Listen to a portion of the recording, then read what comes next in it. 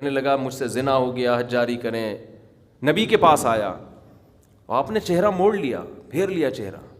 کیا مطلب؟ اشارہ تھا کہ اگر ہوا ہے تو اللہ کے ساتھ جا کے توبہ کرو، مجھے کیوں بتا رہے ہو.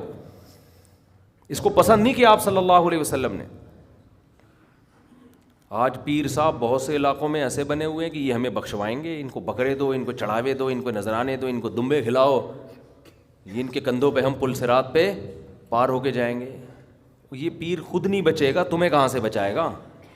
اس کی حرکتیں دیکھو تم، جو اس طرح کی حرکت، جو انسانوں کو اللہ سے ملانے کے بجائے اپنے آپ نیک بندہ نہیں ہو سکتا.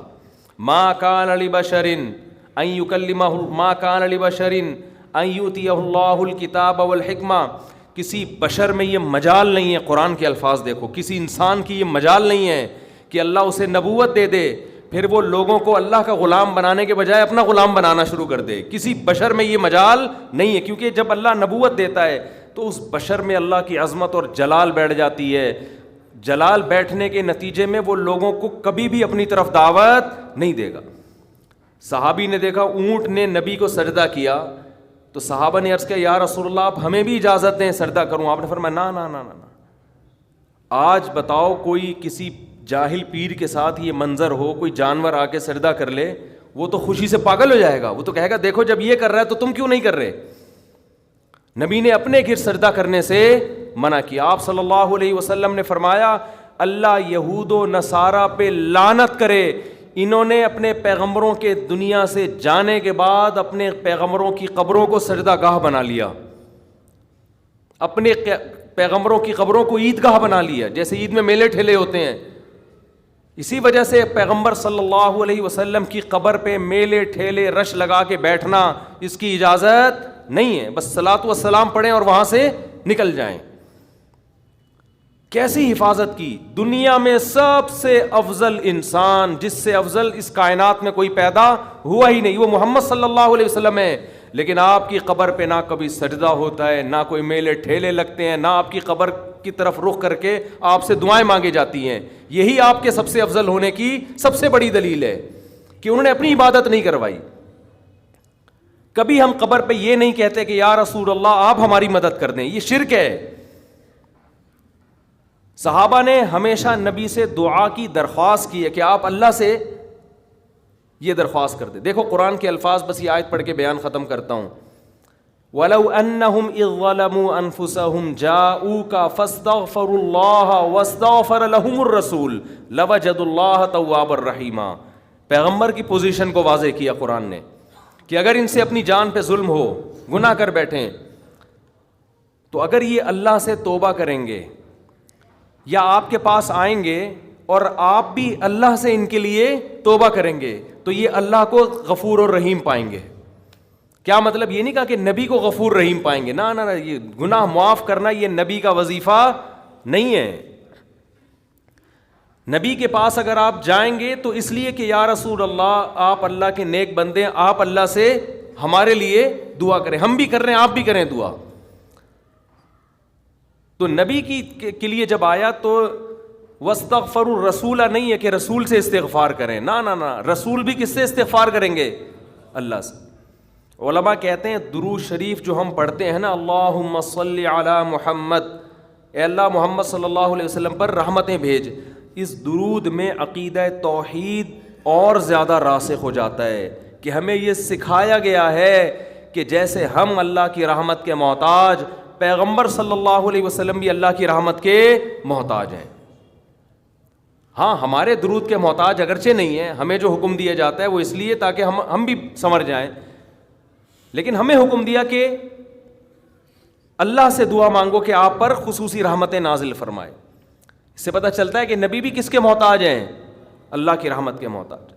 ہمیں دعا کا حکم دیا گیا اور ظاہر ہے اسی لیے دیا گیا کہ یہ دعا اللہ قبول کرے گا اور اپنے نبی پر رحمتیں بھیجے گا. تبھی نبی نے فرمایا جو مجھ پر میرے لیے رحمت کی دعا کرتا ہے اللہ اس پہ 10 رحمتیں بھیجتے ہیں. اس سے پتہ چلا کہ نبی بھی یہ چاہتے تھے کہ مجھ سے نہ مانگا جائے بلکہ میرے لیے کس سے مانگا جائے؟ اللہ سے. میں نے جو کہا ہماری دعا کے محتاج نہیں، مطلب یہ ہے کہ ہم اگر دعا نہیں مانگیں گے تو اس خوش فہمی میں نہ رہے کہ اللہ کی رحمت نبی پہ نہیں ہوگی، تو پھر بھی ہوگی. لیکن ہمیں دعا مانگنے کا حکم اس لیے دیا گیا تاکہ یہ کانسیپٹ اچھی طرح ہمارے دماغ میں بیٹھ جائے کہ ہم نے بھی نبی سے نہیں مانگنا بلکہ نبی کے لیے بھی کس سے مانگنا ہے؟ اللہ سے مانگنا ہے. اور نبی اس پہ خوش ہو رہے ہیں کہ میرے لیے کس سے مانگا کرو؟ اللہ سے. خوشخبریاں دے رہے ہیں کہ تم میرے لیے اللہ سے مانگو گے. دیکھو جس میں تواضع ہوتی ہے وہ آپ کو دعا کے لیے کہے گا، جس میں تکبر ہوتا ہے وہ کبھی آپ کو کہے گا دعا کے لیے؟ وہ کہے گا یار میرے لیے دعا کرو کہ اللہ میری حاجت پوری کر دے. وہ نہیں کہے گا. وہ کہے گا ابے تو کون ہوتا ہے میرے لیے دعا کرنے والا؟ میرا خود اللہ سے اتنے تعلقات ہیں، میں خود ہی کہہ دوں گا. لیکن جو چاہتا ہے کہ مجھ پر اللہ کی رحمت ہو وہ ہر ایک سے کہہ رہا ہوتا ہے بھائی میں خود تو مانگ رہا ہوں، شاید اللہ آپ کی سن لے، آپ بھی اللہ سے میرے لیے دعا مانگیں. تو یہ اس کی علامت ہے، یہ اپنے آپ کو اللہ کی رحمت کا، دعا کا بہت زیادہ محتاج سمجھتا ہے. ہمارے نبی سب پیغمبروں کے سردار، لیکن تواضع کتنی، امت کو ترغیب دے رہے ہیں کہ میرے لیے اللہ سے کیا مانگا کرو؟ دعا مانگا کرو. اور ترغیب دی کہ جو میرے لیے ایک دفعہ رحمت کی دعا مانگے گا اللہ اس کو خوشخبری دے رہا ہے کہ اللہ اس پہ 10 رحمتیں نازل کرے گا. اور فرمایا جمعے کے دن مجھ پہ زیادہ درود بھیجا کرو. کیا مطلب؟ درود بھیجنا کیا ہے؟ نبی کے لیے اللہ سے دعا مانگنا.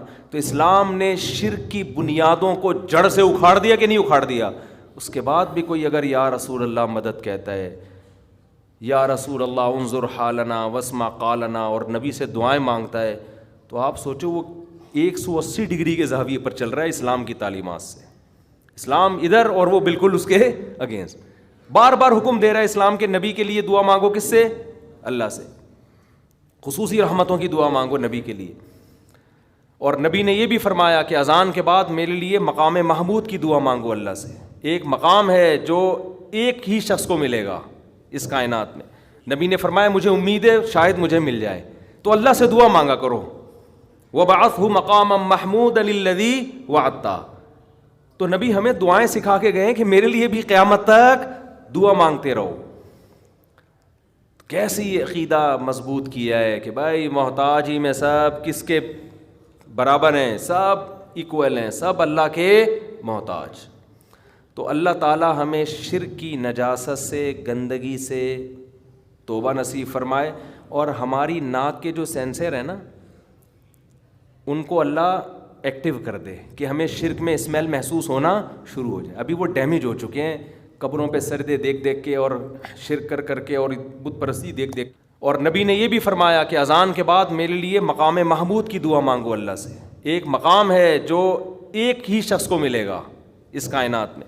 نبی نے فرمایا مجھے امید ہے شاید مجھے مل جائے، تو اللہ سے دعا مانگا کرو. وَبَعَثْهُ مَقَامًا مَحْمُودًا الَّذِي وَعَدتَّ. تو نبی ہمیں دعائیں سکھا کے گئے کہ میرے لیے بھی قیامت تک دعا مانگتے رہو.